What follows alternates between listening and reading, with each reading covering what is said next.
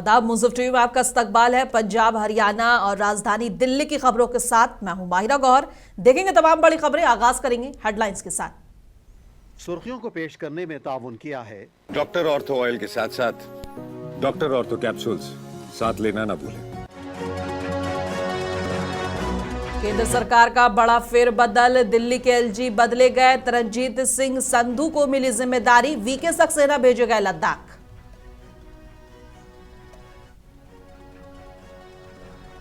और रूस से तेल खरीद पर अमेरिकी छूट से भारत में सियासत तेज। केजरीवाल बोले, भारत को किसी भी देश के सामने सिर झुकाने की जरूरत नहीं।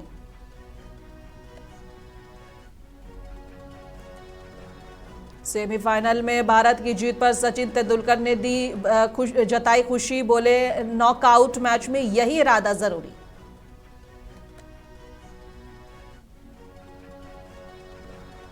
हरियाणा सीएम नायब सिंह सैनी ने विधायक राम कुमार कश्यप को विधानसभा में मिठाई खिलाकर जन्मदिन की दी बधाई।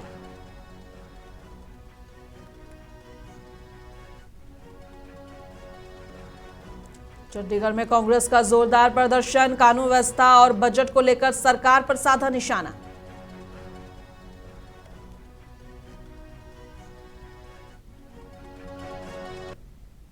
और आगाज करेंगे राजधानी दिल्ली की अहम और बड़ी खबरों के साथ। बता दें कि केंद्र सरकार ने देश के कई राज्यों और केंद्र शासित प्रदेशों में राज्यपाल और उपराज्यपाल पदों पर बदलाव किए हैं।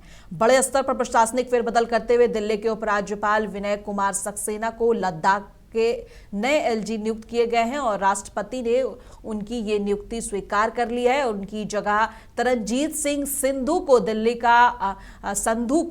का नया उपराज्यपाल बनाया गया है। बता दें कि तरनजीत सिंह संधू भारतीय विदेश सेवा के सेवानिवृत्त राजनयिक हैं और वो श्रीलंका में भारत के उच्चायुक्त और संयुक्त राज्य अमेरिका में भारत के 28वें राजदूत के रूप में कार्य कर चुके हैं।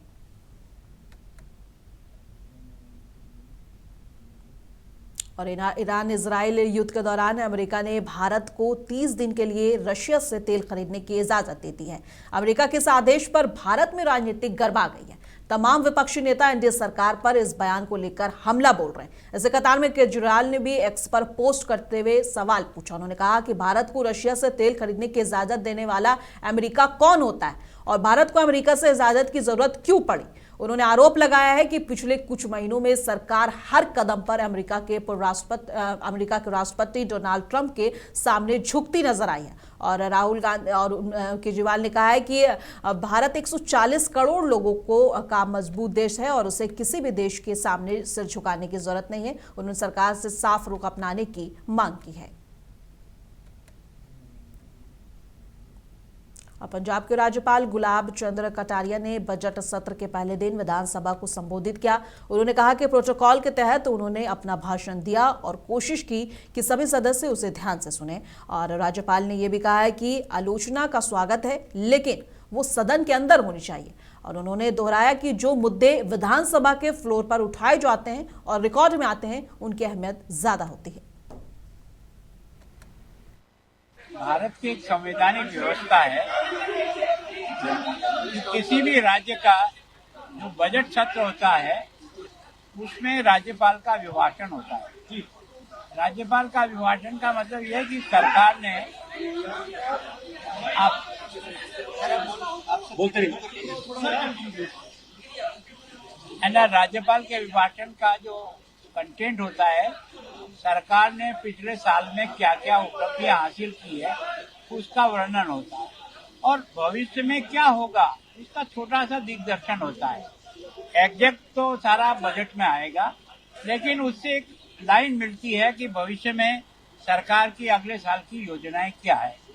सामान्यतः मतलब ये कि सभी विधानसभा में जब बजट सत्र शुरू होता है तो उसका पहले दिन राज्यपाल का अभिभाषण होता है। ये संवैधानिक व्यवस्था है, उसी के तहत आज मेरा जो है बजट सत्र जो शुरू हो रहा है पंजाब विधानसभा का, उसका पहले दिन मुझे इस अभिभाषण के रूप में बैठा। मैंने कोशिश की थी कि सभी साथी बजट भाषण को सुने और जो आलोचना करनी है उसके लिए आपका हाउस है, आप उसका उपयोग करो। पर शायद उनकी ये मंशा नहीं थी और इस कारण से उन्होंने वॉकआउट किया। मेरी रिक्वेस्ट अभी भी है कि जितना फ्लोर पर आप अपनी चीजों को अंकित कराओगे उतना ही आप फायदे में रहोगे। अगर फ्लोर का उपयोग आपको अपनी बात को रिकॉर्ड कराने में नहीं किया तो इसमें नुकसान आप ही का होगा। मैं सोचता हूँ इसका उपयोग होता है जनता के लिए कि आप जो कहना चाहते हो वो अधिकृत रूप से आपका जाए, लेकिन सामान्यतः सारे देश में एक ऐसी परिपाटी सी पड़ गई है, उसके कारण से ये लोकतंत्र के लिए एक अच्छा। देखो मैं सोचता हूँ ऐसे नहीं है, जैसे कई बार हम भी विपक्ष में रहे हैं तो हम लोग भी इसी प्रकार का काम कर जाते हैं कई बार, पर मैं सामान्यतः विधानसभा में लगभग 40 साल रहा हूँ। मैंने हमेशा अपनी पार्टी को इस बात के लिए अग्री किया कि ऐसी कोई समस्या जो भयंकर ही आ गई हो कि वो बात अलग है, बाकी सुनना चाहिए और सुन करके कम से कम जब वापस जवाब दोगे आप इस राज्यपाल के अभिभाषण पर जो चर्चा होगी उसमें आप अपनी बात को बहुत मजबूती से रखो, उसकी आलोचना करो, रिकॉर्ड पर लाओ। दिल्ली विधानसभा सचिवालय ने अरविंद केजरीवाल की उस मांग को खारिज कर दिया है जिसमें प्रिविलेज कमेटी की कार्यवाही की लाइव स्ट्रीमिंग की बात कही गई थी। इस पर आम आदमी पार्टी के नेता संजय सिंह ने बीजेपी पर निशाना साधा है। संजय सिंह ने कहा कि बीजेपी के पास कोई काम नहीं है और वो असली मुद्दों से ध्यान भटका रही है। उन्होंने कहा कि यमुना की सफाई, प्रदूषण, बढ़ती स्कूल फीस और बिजली कटौती जैसे मुद्दों पर चर्चा करने के बजाय बीजेपी सिर्फ ड्रामा कर रही है। ऐसा है कि जो भारतीय जनता पार्टी है उसके पास कोई काम तो है नहीं। दिल्ली में यमुना सफाई पे बात नहीं करनी, प्रदूषण पे बात नहीं करनी, बच्चों के स्कूल फीस 80% प्राइवेट स्कूल में बढ़ जा रही उस पे बात नहीं करनी, बिजली कटौती पे बात नहीं करनी, कूड़े के पहाड़ पे बात नहीं करनी। उनको फुर्सत है, वो अपना नाटक नौटंकी कर रहे हैं। दिल्ली विधानसभा की प्रिविलेज कमेटी की कार्रवाई की लाइव स्ट्रीमिंग को लेकर विवाद अब बढ़ता ही जा रहा है। आप नेता बीजेपी को इस पर घेर रहे हैं और आम आदमी पार्टी के नेता सौरभ भारद्वाज ने कहा है कि अरविंद केजरीवाल खुद सवालों के जवाब देने को तैयार है और पारदर्शिता के लिए सिर्फ लाइव स्ट्रीमिंग की मांग कर रहे हैं। उन्होंने सवाल उठाया कि जब केजरीवाल घबराए नहीं तो उन्हें बुलाने वाले लोग क्यों घबरा रहे हैं। सौरभ भारद्वाज ने कहा है कि अगर बीजेपी के पास छिपाने के लिए कुछ नहीं है तो कार्रवाई की लाइव स्ट्रीमिंग या कम से कम पत्रकारों की मौजूदगी रहना जरूरी है, उन्हें अनुमति देनी जानी चाहिए। अजीब बात है, जिसको बुलाया जा रहा है वो नहीं घबरा रहा, वो कह रहा है कि मैं आऊंगा और तुम्हारे सब सवालों का जवाब दूंगा, मगर तुम पारदर्शिता के लिए इसकी लाइव स्ट्रीमिंग करिए। मगर जो बुला रहे हैं वो घबरा रहे हैं। क्यों घबरा रहे हैं? ऐसा क्या छिपाना है आपको? और कितनी बार विधानसभा की समितियों के अंदर लाइव स्ट्रीमिंग हुई है? हमारे समय में हुई है। पीस एंड हार्मनी कमेटी के अंदर लाइव स्ट्रीमिंग हुई थी, बाकायदा फेसबुक से जो आए थे लाइव स्ट्रीमिंग हुई है। हमने इतनी समितियों के अंदर, चाहे वो प्रिविलेजेस हो, चाहे वो क्वेश्चन एंड रेफरेंस कमेटी हो, चाहे वो पिटिशंस कमेटी हो, हमने उसमें पत्रकारों को बुलाया, पत्रकारों को पूरी प्रोसीडिंग के दौरान बिठाया और हमने पत्रकारों को कहा कि आप जो भी यहाँ इस समिति में हो रहा है उसको सच्ची तरीके से जो है आप प्रकाशित कीजिए। क्यों भारतीय जनता पार्टी इतना घबरा रही है? और अगर आप लाइव स्ट्रीमिंग नहीं कर सकते तो आप पत्रकारों को बुलाइए कम से कम। भाई कोई तो वहां पे साक्षी हो कि आपके पास कोई मुद्दा भी है या आप सिर्फ जो है अपनी झेप मिटाने के लिए जो है मुख्यमंत्री जो रहे हैं उनको बुलाया जा रहा है। और ऐसा कभी नहीं हुआ। ये कोई पहली बार विधानसभा नहीं बनी है। देश में 78 सालों से सब राज्यों के अंदर विधानसभाएं रही और सबके अंदर दर्जनों समितियां रही, मगर ऐसा कभी नहीं हुआ कि किसी ने पूर्व प्रधानमंत्री को बुला लिया हो या किसी ने पूर्व मुख्यमंत्री को बुला लिया हो। और रूस से तेल खरीदने पर अमेरिका की छूट और राजभवन में हुए फेरबदल को लेकर कांग्रेस नेता पवन खेड़ा ने केंद्र सरकार पर सवाल उठाए। उन्होंने कहा कि भारत को अपने फैसले लेने के लिए किसी भी देश की अनुमति की जरूरत नहीं होनी चाहिए। पवन खेड़ा ने राज्यपाल और उपराज्यपाल पदों पर हुए हालिया बदलाव को लेकर भी सरकार की मंशा पर सवाल खड़े किए हैं। उन्होंने कहा कि देश के अहम फैसलों में पारदर्शिता और अस्पष्टता होनी चाहिए। अब मुझे बताइए, परमिशन या वेवर या मोहलत कब दी जाती है? जब इंडिया पर कोई बंधन आ गया हो। बंधन कब आता है? जब कोई एग्रीमेंट हुई हो। एग्रीमेंट कब होता है? जब हस्ताक्षर हुए हो। मुझे बताइए हस्ताक्षर कब हुए? जब हस्ताक्षर ही नहीं हुए। और राहुल जी चुनौती दे चुके हैं प्रधानमंत्री को कि इस गलत डील से आप पीछे हट जाइए। कोई जरूरत नहीं इस डील में जाने की, भारत का नुकसान होगा, क्यों नहीं हटने की हिम्मत कर पा रहे? जब एग्रीमेंट नहीं है तो कोई बंधन नहीं है, और जब कोई बंधन नहीं है तो परमिशन की क्या जरूरत है? इन्हें लात मारनी चाहिए ऐसी परमिशन को। साहब हमें नहीं चाहिए, हम जहां से तेल खरीदना चाहेंगे खरीदेंगे। दिखाइए आंख। ऑपरेशन धनखड़ पार्ट 2 कल हुआ, अब इनको कर लेने दीजिए। अब नरेंद्र मोदी, वो जो 2G जिनको जयराम जी कहते हैं ना, 2G के खिलाफ पूरी बीजेपी लामबंद हो रही है। हमें तो कुछ करने की जरूरत ही नहीं। अब वहां अमेरिका कर रहा है, इधर बीजेपी खुद कर रही है। और नीतीश कुमार के राज्यसभा जाने पर आरजेडी सांसद मनोज झा ने बड़े सवाल खड़े कर दिए। मनोज झा ने कहा है कि कल बीजेपी ने बिहार में इतना बड़ा उलटफेर किया, इसके पीछे कुछ तो है जिसकी पर्दादारी हो रही है और वो जल्द बाहर आ जाएगी। देखिए, मैं साफ तौर पे कहूं कि ये उतना सहज नहीं लगता है जितना एक रूटीन ट्रांसफर या रिलोकेशन दिखना चाहिए था। अब कल बिहार के में एक इतना बड़ा उलटफेर किया बीजेपी ने, इतना बड़ा उलटफेर अपनी मर्जी से, एक तरह से पूरा का पूरा पैराडाइम शिफ्ट करने की कोशिश की, और उसी दिन वहां के गवर्नर भी बदल जाते हैं। तो जाहिर तौर पर मैं आज तो इतना ही कहूंगा कि कुछ तो है जिसकी पर्दादारी है, और वो कुछ बहुत जल्द बाहर आ जाएगा। और हरियाणा के मुख्यमंत्री नयाब सिंह सैनी ने अपने सोशल मीडिया प्लेटफॉर्म एक्स पर पोस्ट करते हुए विधानसभा में इंद्री से बीजेपी विधायक राम कुमार कश्यप को जन्मदिन की बधाई दी। उन्होंने विधानसभा में विधायक को मिठाई खिलाकर शुभकामनाएं दी। सीएम ने कहा कि प्रभु श्री राम का आशीर्वाद हमेशा आपके साथ रहे और आप उत्तम स्वास्थ्य और दीर्घायु और ऊर्जा के साथ जनसेवा के कार्यों में लगातार आगे बढ़ते रहे। इस अवसर पर पार्टी कार्यकर्ता ने भी विधायक को ढेरों शुभकामनाएं दी। और आम आदमी पार्टी के नेता मनीष सिसोदिया ने कहा है कि भारत को रूस से तेल खरीदने के लिए अमेरिका द्वारा मिली 30 दिन की छूट पूरे देश के लिए शर्मनाक है।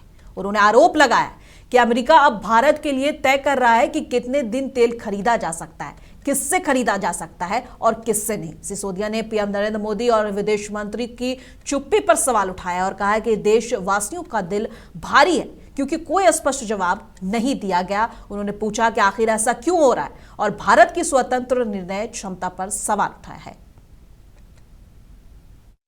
भारत के प्रधानमंत्री नरेंद्र मोदी जी की अमेरिका को लेकर चुप्पी आज पूरे देश को शर्मसार कर रही है।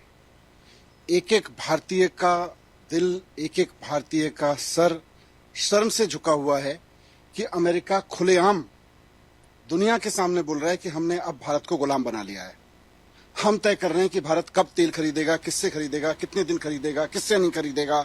ये सब अमेरिका के कोई इन्फॉर्मर नहीं बोल रहे, कोई सोर्स नहीं बोल रहे, कोई अमेरिका का मीडिया ये कह के नहीं चला रहा है कि फ्रॉम द सोर्सेज हमें पता चला है।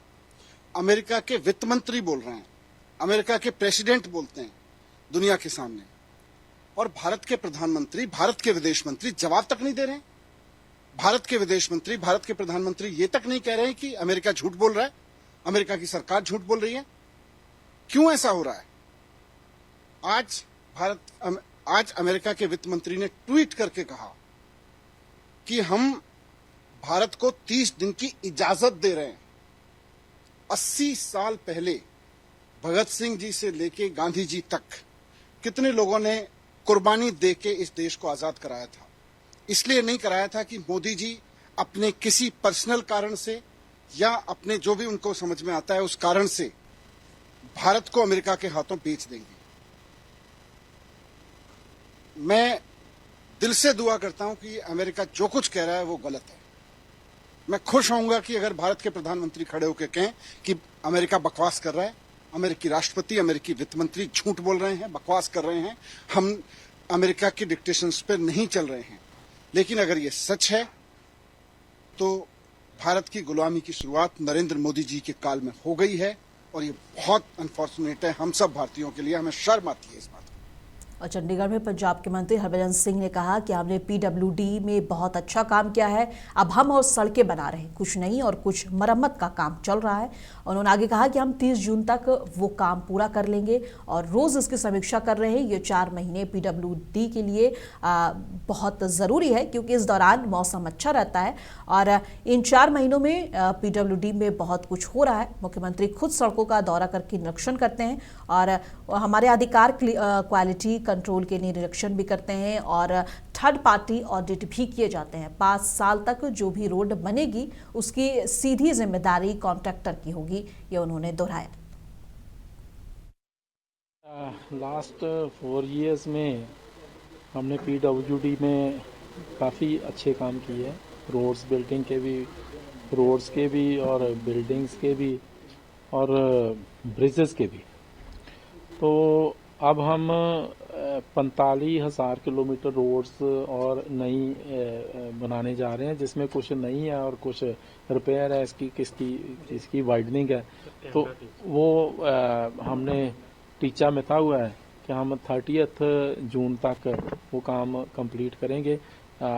डेली रिव्यू कर रहे हैं, अधिकारियों के साथ मीटिंग्स कर रहे हैं कि यही 4 महीने जो है ये PWD के लिए बहुत इम्पॉर्टेंट होते हैं, अहम होते हैं, क्योंकि इसमें मौसम अच्छा होता है और जो PC वगैरह लुक पड़नी होती है उसमें वो रोड्स की स्ट्रेंथ बढ़िया बन जाती है। तो ये 4 महीने में काफ़ी काम जो है वो PWD में और जो रोड्स निर्माण के लिए हो रहे हैं। क्वालिटी सही रहे इसके लिए क्या करें? देखिए, क्वालिटी तो हमारी प्रेफरेंस है। हमारे माननीय मुख्यमंत्री सरदार भगवंत सिंह मान की ये प्रायोरिटी है कि हमने ट्रांसपेरेंसी से काम करना है और मजबूती से काम करना है। ये तो कैपिटल इन्वेस्टमेंट है ना जो रोड्स की है। तो उन्होंने खुद का भी फ्लाइंग स्क्वाड बनाया हुआ है, वो भी जाकर चेक करते हैं। हमारे CM साहब खुद भी रोड्स पे जाते हैं, वो भी चेक करते हैं। साथ में हमने क्वालिटी कंट्रोल भी बना रखा है, उसमें भी हमारे अधिकारी जो है वो समय समय पर इंस्पेक्शन करते हैं। और T20 वर्ल्ड कप में सेमीफाइनल में इंग्लैंड पर भारत की शानदार जीत के बाद पूर्व क्रिकेटर सचिन तेंदुलकर ने टीम इंडिया की जमकर तारीफ की है। मुंबई के वानखेड़े स्टेडियम में खेले गए मुकाबले में भारत ने इंग्लैंड को 7 रन से हराकर फाइनल में जगह बनाई है। सचिन ने खास तौर पर संजू सैमसन की बल्लेबाजी और जसप्रीत बुमराह की गेंदबाजी की सराहना की। उन्होंने कहा कि नॉकआउट मैचों में सबसे अहम चीज टीम का इरादा और सकारात्मक मानसिकता होती है। अब सबकी नजरें फाइनल मुकाबले पर टिकी हुई हैं। चंडीगढ़ में कानून व्यवस्था के मुद्दे को लेकर कांग्रेस नेताओं और कार्यकर्ताओं ने जोरदार प्रदर्शन किया। कार्यकर्ता सड़क पर उतर गए। प्रदर्शन के दौरान पार्टी नेताओं ने सरकार पर राज्य में बिगड़ती सुरक्षा व्यवस्था को लेकर सवाल उठाया। कांग्रेस नेताओं का कहना है कि अपराध की घटनाएं लगातार बढ़ रही हैं और सरकार हालत संभालने में नाकाम रही है। पार्टी ने सरकार से कानून व्यवस्था को सुधारने के लिए ठोस कदम उठाने की मांग की। साथ ही बजट को लेकर भी जमकर हंगामा किया। पेंशन स्कीम का वादा किया था, DA का वादा किया था, 2500 रुपया पेंशन का वादा किया था, 20,000 करोड़ माइनिंग से आना था। लोगों को कहा था कि 5 साल 1,000 रुपया दूंगा। अब 4 साल बीत चुके हैं, 1,000 रुपया दे रहा है, हम 48,000 मांग रहे हैं। लॉ एंड ऑर्डर खत्म हो चुका है, पुलिस मुलाजिम मारे जा रहे हैं, बॉम्ब फट रहे हैं, हैंड ग्रेनेड चलाए जा रहे हैं। मुकम्मल तौर पर सरकार फेल होगी। 4.25 लाख करोड़ का कर्जा पंजाब के सर होने वाला है। तो ये लास्ट बजट है, तो हम सरकार से सवाल पूछने के लिए आज विधानसभा का घेराव कर रहे हैं।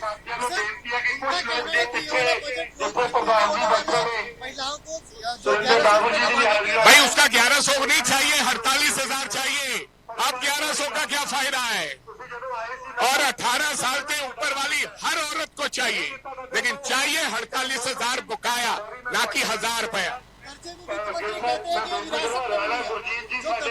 अरे भाई विरासत में नहीं, विरासत से तो आपने 3 गुना ज्यादा कर्जा चढ़ा दिया है। क्या हालात बना दिए पंजाब के। 4.25 लाख आप कहते थे लोगों का बजट दूंगा, कोई इंफ्रास्ट्रक्चर नहीं बनाया 5 साल के अंदर। एक बिल्डिंग गिना दे मुख्यमंत्री कि हमने बनाई है, फाइनेंस मिनिस्टर गिना दे, not even a single building. Infrastructure नहीं बनाया, कर्जा चढ़ा दिया। विरासत की तुम बात करते हो। आप बताओ 1,000 करोड़ रुपया एडवर्टाइजमेंट के क्यों रखा है?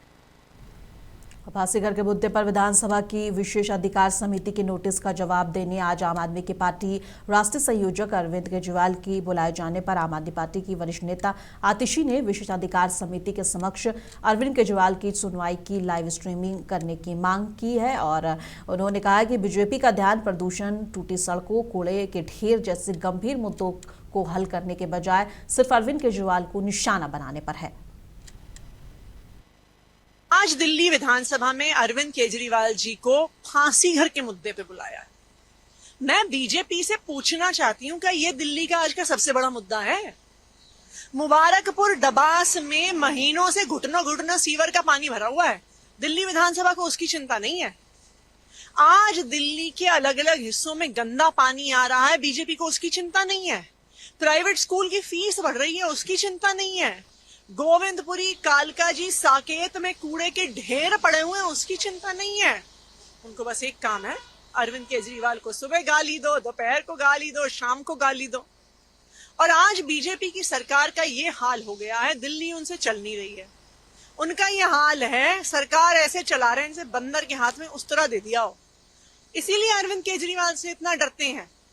खौफ देखिए आप अरविंद केजरीवाल का कि वो आज विधानसभा की प्रिविलेज कमेटी के सामने आ रहे हैं तो विधानसभा के अंदर विधायकों की एंट्री बंद कर दी, विधानसभा के अंदर मीडिया की एंट्री बंद कर दी। मैं तो बीजेपी को कहूंगी, दिल्ली वालों ने आपको बड़े उम्मीद से वोट दिया है, दिल्ली के लिए काम कीजिए। और चंडीगढ़ में हरियाणा विधानसभा में नेता प्रतिपक्ष और कांग्रेस नेता भूपिंदर सिंह हुड्डा ने राज्यसभा चुनाव पर कहा कि एक सीट हमारी है, हम जीतेंगे, और एक सीट बीजेपी को जाएगी, एक कांग्रेस को आएगी। लेकिन जीत का दावा ये है, एक सीट बीजेपी को जाएगी, एक कांग्रेस को आएगी।